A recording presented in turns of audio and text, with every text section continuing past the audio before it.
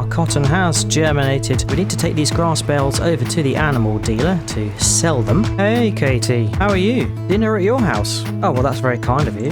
Good morning, Craig. I see you have been busy. Hey, Walter. So I came to ask whether you'd be willing to sell us the field that's next to the one we bought last time. Farmer Stan is happy to sell us his sprayer. We've herbicided both our own field and this field for Walter. We might need to look at upgrading some of our equipment soon. I'm thinking a new tractor, a new mower.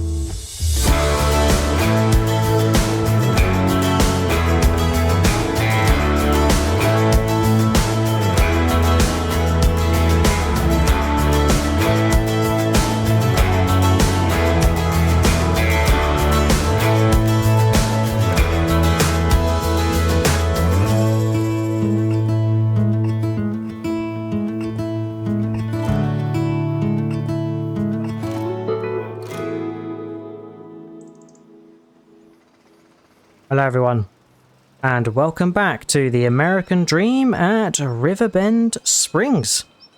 It's still April, year 3, and we're starting where we finished off last time. We had just completed the spraying of our own field.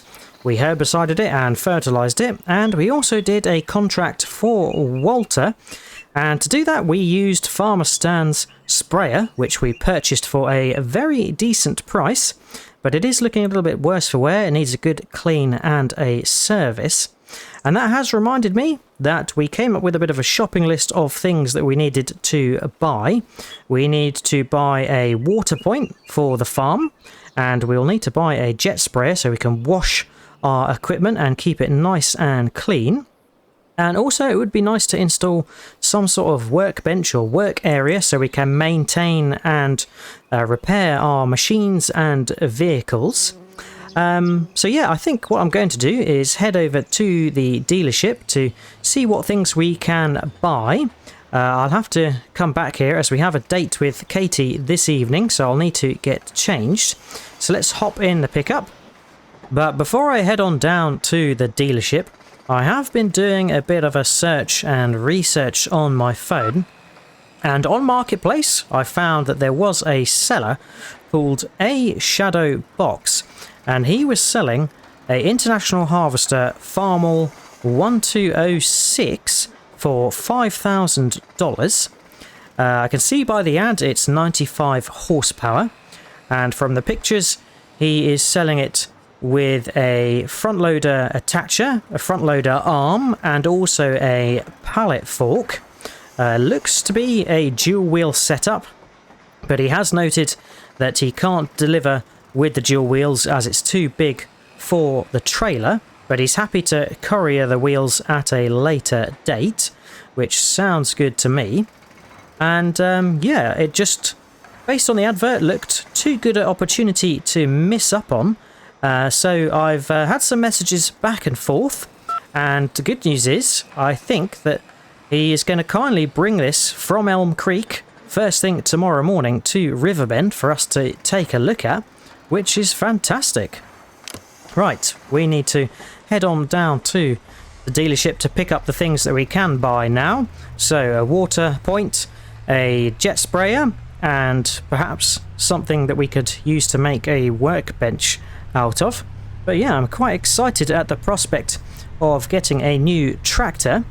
The main reason for that really is so we can unlock more horsepower and much larger equipment, although not too large, because 95 horsepower is still fairly small, relatively speaking. But yeah, it was just too good an opportunity to miss out on. Driving past our cotton field, and we can see the weeds are nicely eradicated on the right, so that should leave the cotton in a good position to grow nice and strong. It is fertilized as well, so yeah, I look forward to seeing what kind of yield we can get out of that field, and that's going to go towards making rope for Craig. Heading on into town. Right, we've nearly made it to the dealership, and it's reminded me that there was one other thing on the shopping list, which was a forklift or something that we could use to move those pallets and IBCs around the yard. But if we are going to be buying that farm all tractor, it will come with a front loader and a pallet fork, so we don't need to look at buying anything specific for that, which is handy. Right, let's park up and we can see what the dealership may have for us. So this is what I was looking to purchase if we needed some form of equipment to move pallets around, but I'm hoping that that tractor we're looking to buy from Marketplace is going to be suitable for moving pallets and so forth around, so we don't need to buy this. But one thing we are going to buy is this water tap, which comes with a post, the pipes, the tap and a hose for $500. And then there is this very handy still wash system with wall mounted hose reel. It's a little bit expensive at $4,500, but I think that will be useful for the long run. Now, the dealership don't have anything to make a workbench out of, but I will have a look back at the farm, see if there's anything suitable for us to use for a vehicle workshop. Right, there we go. We have purchased the tap and the posts and the pipes with the hose reel, so here it is. We can get that loaded onto the back of the pickup. I don't know why I bought the trailer, as we won't be needing that, will we? But we can get that back to the farm, and yeah, then we better get dressed, as we've got our dinner with Katie at her place, so don't want to be late and want to make sure we look nice and sharp.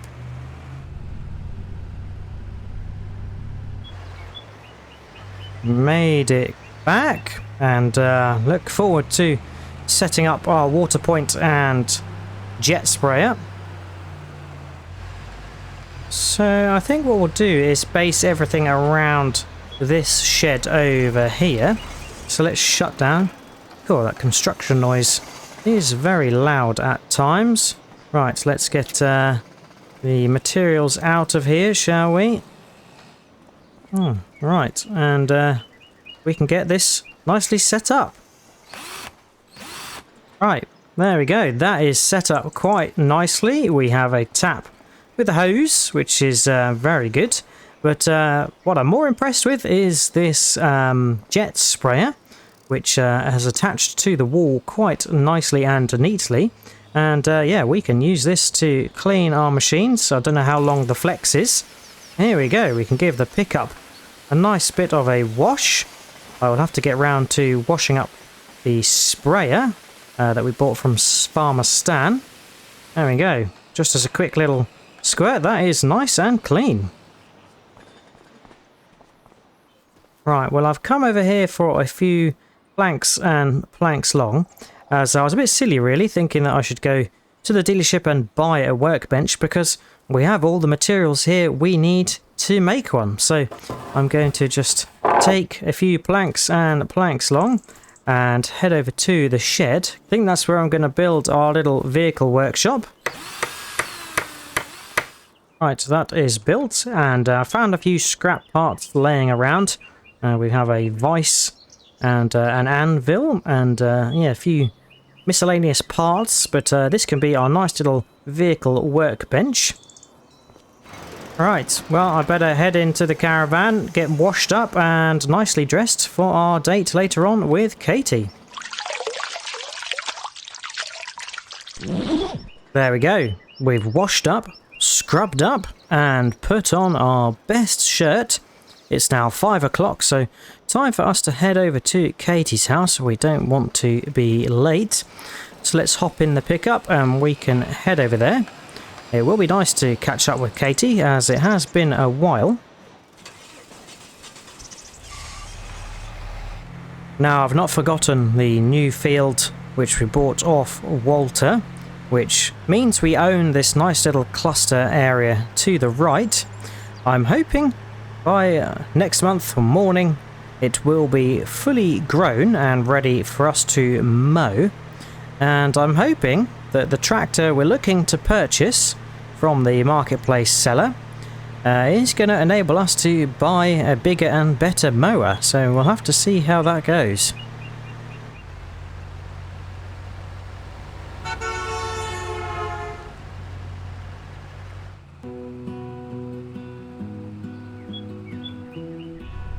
Right, if I remember correctly, Katie's place is just before the rope factory, so we'll turn in. And she has a nice driveway leading up to her little house. And here we are. Katie's house. Has been a while since we've been here. I think what I'll do is just pull around so we can get out of here easily later on this evening. There we go. That should keep out of her way. Right, let's knock on the door. Oh, crumbs. I should have bought some flowers or a bottle of wine.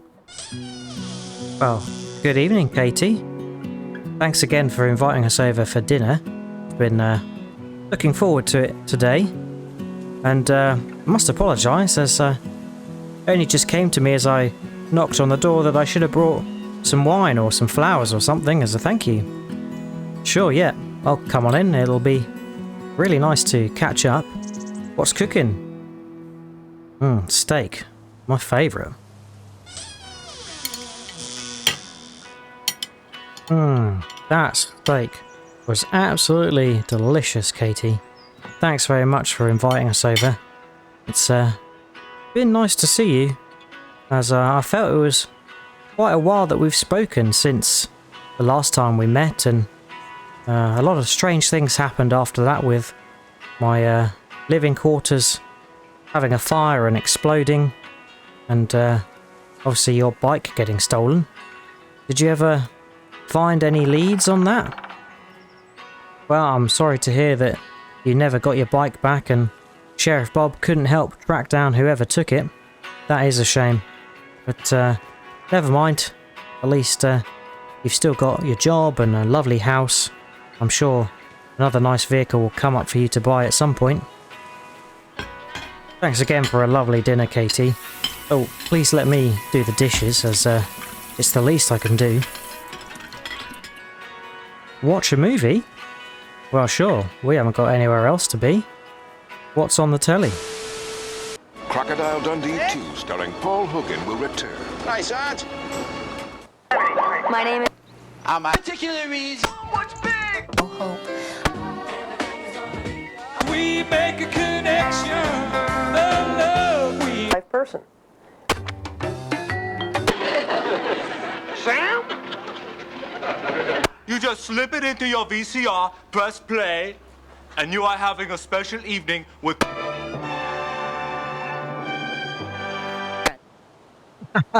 That was a great film. Not seen that one before. Oh boy, it is getting late. Oh, sure. Yeah, no, I'd stay a little bit longer and have a cup of coffee. Well, I've been a lucky guy this evening. Dinner, movie night, and a tour of the house. Sure beats a night in the caravan by myself. Your bedroom alone is as big as my caravan. Oh my. Well, I don't think we need any more persuading to stay the night.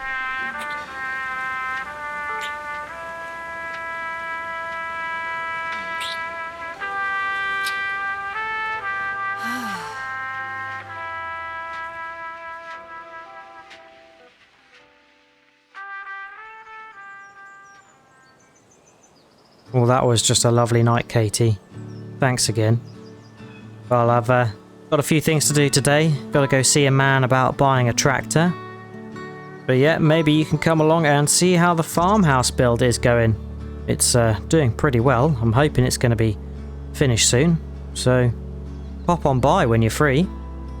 Have a good day, Katie. See you later. Oh, well, we had such an amazing time with Katie. It was quite a late night, so I've woken up as hazy as this fog this morning. But we've got to crack on, as we've got quite a bit to be done today. Oh, what was that noise? Sounded like it came round this side of the house. Looks like there's something bashed underneath this tarp. Hold on a minute. That's Katie's motorbike. I'm fairly certain this is the same one that she had. The one that was reported stolen. But it's here. Why is it tucked up round the side of the house under a tarp? That's not right. It must be a different bike. I don't really want to confront Katie about it, but it can't be the same bike. If it is, then I don't know what sort of games Katie has got going at the moment. Some sort of insurance deal or something else? I don't know, but we best cover it back up as not really any of our business, and as I say, I don't want to confront Katie, but how strange. Alright, I think it's best we just get back in the pickup and carry on with our day and try and forget what we've just seen. But we were talking to Katie last night about her motorbike and how it had been stolen, and the sheriff had no trace of who took it. So why would she not tell us that she had another motorbike? Or why would she not tell us and keep it a secret that she has actually still got the bike around the side of her house? Something does smell rather fishy there. I'm not quite sure what's going on, but I'll try not to let it dampen our relationship with Katie. We have just rekindled our relationship, so I'm quite keen to not let anything spoil it unless we know for certain what's going on. Right, reached the main road, so we need to head off towards the dealership. That's where we are meeting a shadow box, the marketplace seller, who is going to sell us our Farmall 1206. And yeah, I look forward to seeing it. He is going to be here around 9 o'clock, I believe, 9 AM. So we have a little bit of time to kill. We might go grab a coffee or something, which yeah, means I should probably turn this way to get into town. I'm hoping this fog is going to burn off as the sun comes out. Can't see much in Riverbend this morning. I hope our marketplace seller has been able to make it through the fog. But I think what I'll do is I'll park up at the cafe, grab a cup of joe and wait for them to turn up. As I got the trailer, I'll just park up on the side here.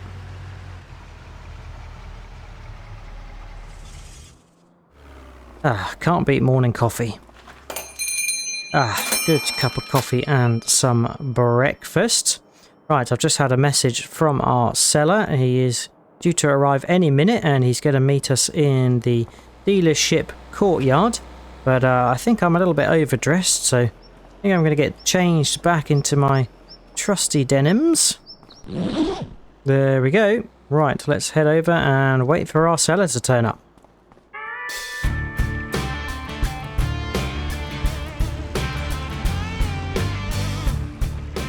And here is Nick.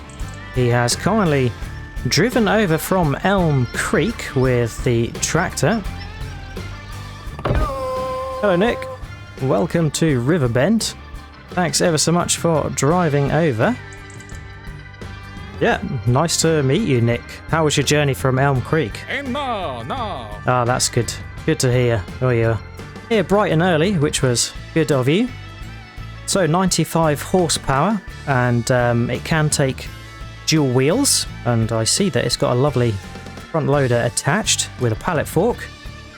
5,000. Yeah, we're absolutely happy to pay that. Looks like a fantastic tractor. I'll just give it a once over and then I'll get the cash for you. Well, this is the International Harvester 1206 Farmall. It's 95 horsepower and it has a front loader, which is a small, quickie front loader, so I think it can carry a fair amount of weight, but it's not the larger front loader, and it has the Albert pallet fork on, so Nick has got quite the setup for us, and yeah, he's kept it in a very good condition by the look of it. Yes, Nick, I think we'll take it, please. Yes! Here's the cash. Thanks very much. Now, Nick has just put down the ramps. He's got a rather nice truck and gooseneck trailer, which is awesome. So I think we can hop into the driver's seat. He's kindly taken the straps off for us. There we go. Let's fire it up. Cool. She is a beauty. I'll just have to raise up the pallet forks a little bit so we've got good clearance, and we can drive off. Slowly does it. There we go. I did say that I was at risk of fouling the pallet forks, but we've managed to get off nice and smoothly, and she drives absolutely beautifully, smooth as anything and purrs like a kitten. Awesome. Right, I think we'll shut her down and bid Nick a farewell. Thanks again, Nick. That was very kind of you to respond so fast to our message for your advert. Promise to take good care of it, and oh yeah, you mentioned that there's dual wheels, and you're going to send those by courier for us. Excellent. Well, thanks very much, and have a safe journey back to Elm Creek. See you later, Nick. Take care.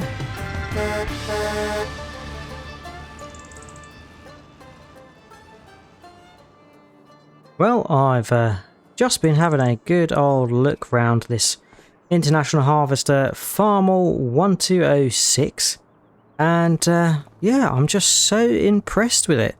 Nick has managed to keep it in such good condition. It's amazing. It's like he's restored it and had it in really good working order, despite it being used around his farm in Elm Creek. Right, I need to think about some logistics to get this home. It will fit on our small trailer with the pickup, but I'm also at the dealership already, so I was thinking about purchasing a new mower to mow up our field, as it should be fully grown now. So I might use this tractor to take that back to the farm, and then we can bring this tractor back to come and pick up the pickup, and this can go on the back of the trailer. Always got to think about the farm logistics. So yeah, I think what we'll do is head into the dealership and see about buying our new and upgraded mower, which I've had my eye on. Now, I have been on the lookout around Riverbend for a mower, but no one seems to have any second hand. So this is why I am at the store and am looking to buy this John Deere 1365 mower. It will be a nice upgrade from the current and very small mower that we've been using with the Alice, and it takes 90 horsepower to run, so our new Farmall will run this quite easily. It's 3 meters wide, so probably about double the width of our current mower, and it's 22,000, so probably a pricier piece of equipment, but I think it will be worth it for the long run. And one thing that I do like about it, which we're not going to be able to afford today, I don't think, but we can look to add a grouper to this eventually, which means it will lay the grass that gets cut into a nice pile. So we'll sort of negate the need for a windrower, but at the moment I don't think we can afford that extra 2,500. So I think we're just going to buy this mower as standard. So yeah, let's hand over the cash. Here it is. Looks glorious. And of course I had to get it with a beacon. Do love a good beacon. And it seems to come with a toolbox, which is quite handy. Always nice to have a branded toolbox. So let's jump in the Farmall and we'll see about getting this mower back to the farm. Oh, there we go. Love the startup on this tractor. Sounds absolutely amazing. So I know I'm kind of mixing equipment. We've got an International Harvester Farmall tractor and a John Deere mower, but that's all right with me. We need to do what we can... Oh, just stalled it there as I'm getting used to driving it. There we go. Hitched up. We can raise the mower. It seems to be unfolding for some reason. There we go. Put it back into transport position. There we go. That's good. Right. We can look to head off. Let's get the beacon on. So we want to warn all the motorists of our presence, as this does tow quite far back from the tractor. Super. Right. Let's head off back to the farm with our new tractor and our new mower. Right, we'll leave the pickup and the trailer there, come back for it later on. Right, we can turn on to the main road. And although we did drive it a little bit when Nick was dropping it off, I can say that this is driving absolutely smooth and perfectly. And to be fair, I was really just taking Nick at his word. He seemed like a very trustworthy fellow, so... And for the price of $5,000, I think this tractor is an absolute steal. Right, I think we can turn left and head straight to the top section of our newest field. I can't remember the number of this. I think it's 33 or something like that. But here we go. Right, we can beacon off. We don't really need anything from the yard, as we're good to sort of get cracking with the mowing. But I will just check, and yeah, I think this grass is the top level of ready to harvest. It's nice and luscious. So let's unfold this mower. It's going to go off to the side, and that probably means that I shouldn't be driving in the grass. I should be driving down the track, as we don't want to damage the grass nor the cotton that I'm reversing into, as yes, we want to ensure that the grass is not sort of bent over when we mow it, as that might reduce the sort of yield of our cut. Let's fire it up. There we go. We can drive a little bit forward and lower away, and we should be leaving a nice trail of grass behind us. We are. Fantastic. Look at that. This is a thing of beauty. I'm not going to mow the grass that I'm driving on, because that is just the trackside grass, and yeah, don't want to be bothering with that too much. But here we go. We are cutting grass. Let's get this all nicely mowed up.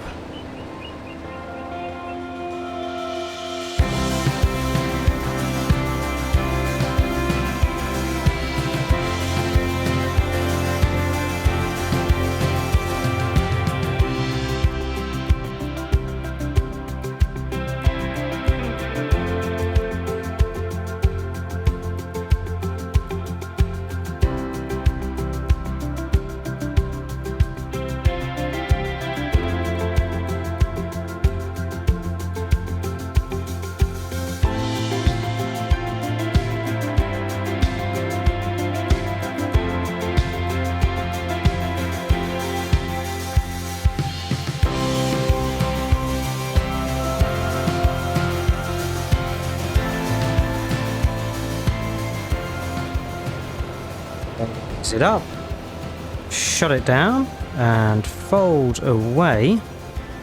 And the word that springs to mind is majestic. And I'm not blowing my own trumpet for my mowing skills, but I am certainly blowing the trumpet of our new equipment. The tractor, the mower. It's just so nice to have, albeit not modern equipment, but certainly more modern than what we've got in the shed at the moment. And I did accidentally cut the corner of our wheat field there, which is a little bit of a shame, but never mind, not going to be too much of an impact.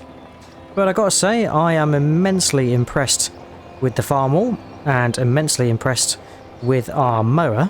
It's quite bizarre really, when you think that our tractor we paid $5,000 for second hand, and it's really opened up our capabilities.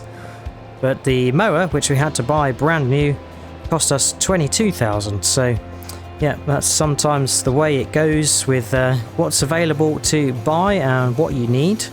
I was pretty adamant about wanting a new and larger mower to mow up that latest field that we purchased from Walter, because yeah, we've been using that other mower quite a lot, and yeah, certainly want to upgrade our equipment. And I'm not saying that we'll probably sell that old mower, might hang on to it, you never know, might be able to donate it to some other farmers that are starting up or desperately need some equipment if theirs breaks down and so on. It's always good to have some backups in the shed if you can. But we must find a new space for our John Deere mower. And on the topic of John Deere, we have a John Deere sprayer and obviously the John Deere tractor, which we bought from old Ben. We have quite a fleet of equipment emerging now in the farm, which is lovely to see. Again, I'm not sure whether I'm going to be letting go any tractors unless any opportunities come up to sell or someone is in need. It's always handy to have extra tractors in case anyone needs to borrow anything. But not likely around Riverbend because everyone seems to have much more modern equipment than me. And also on the topic of John Deere, we will have to ask David if we can borrow his John Deere baler again, which I'm hoping he's going to be comfortable with. We have borrowed it a hell of a lot lately.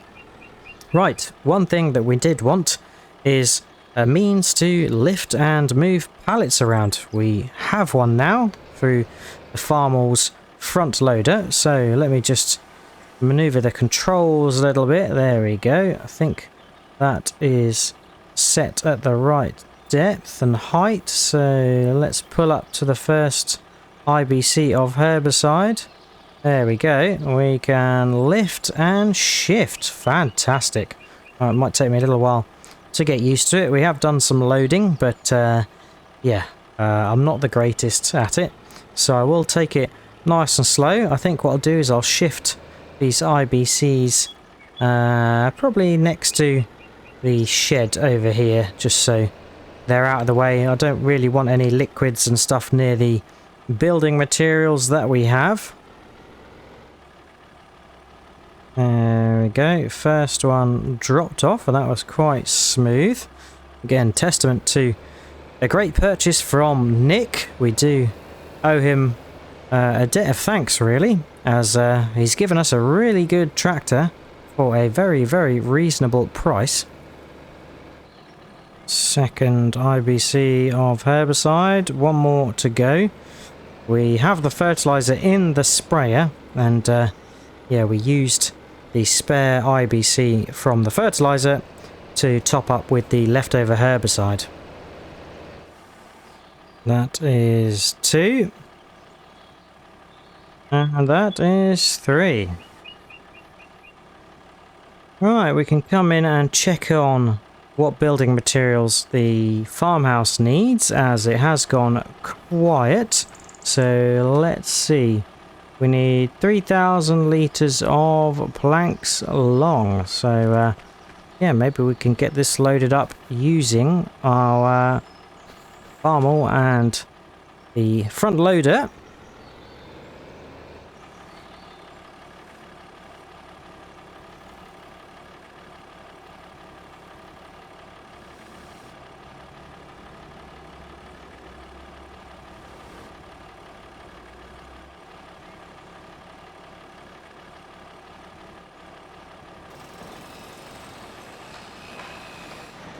There we go, managed to load in 3 pallets full, so that will keep it busy. I did have 4 on there, but it does not need the spare, so we can put that back in the shed for now. There we go, we can drop that off. This front loader is so handy to have, saves me so much time rather than having to manually load everything. Right, it's approaching midday, so we'll take a little bit of a break, but we have got quite a few jobs on the list that we'll have to get to at some stage. We need to load the sawmill with wood and logs once again, as I think it has run out. The farmhouse build is topped up, so that is very good. And down by our new field. We have got this all nicely mowed up now. I'm not sure whether to bother tedding it or to just windrow it, and then we can bale it into grass bales again in the future. We'll have to ask David to borrow his baler as mentioned. And once we've got the grass or hay cleared out of this field, we will be wanting to drill, or plant rather, sorghum. But that will have to wait until next time. I hope you have enjoyed watching. If you have, remember to drop a like and subscribe if you haven't already. If you've got any tips, tricks, or things you'd like me to do, then feel free to leave a comment. But all there's left to say is I hope to see you again next time on the American Dream at Riverbend Springs. And until then, catch you later. Cheers all. Bye bye.